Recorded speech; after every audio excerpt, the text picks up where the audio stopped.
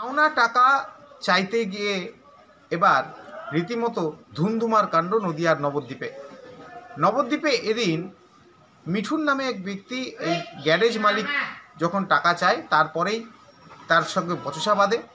এর পরবর্তীতে মিঠুন সেখান থেকে চলে গিয়ে এলাকারই দাপুটে একজন সমাজবিরোধী সাহেবকে সঙ্গে নিয়ে এসে, তার দলবলকে সঙ্গে নিয়ে এসে একাধিক বাড়ি, ক্লাব এবং দোকান ভাঙচুর করে এবং রীতিমতো এই ঘটনায় এলাকাবাসী ক্ষুব্ধ হয়ে পথ অবরোধ করে বিক্ষোভ দেখায় এবং পরবর্তীতে নবদ্বীপ থানার পুলিশ ঘটনাস্থলে পৌঁছে পরিস্থিতি নিয়ন্ত্রণে আনে এবং অভিযুক্ত মিঠুন এবং সাহেবকে কিন্তু রীতিমতো আটক করা হয়েছে।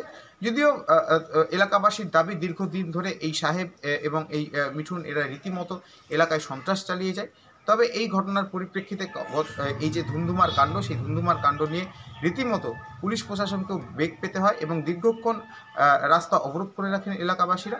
পরবর্তীতে পুলিশ এই ঘটনা সামাল দিয়েছে। তবে এই ঘটনার সঙ্গে শুধু এরাই জড়িত না, এর পেছনে আরও কারা জড়িত তদন্ত করছে নবদ্বীপ থানার পুলিশ।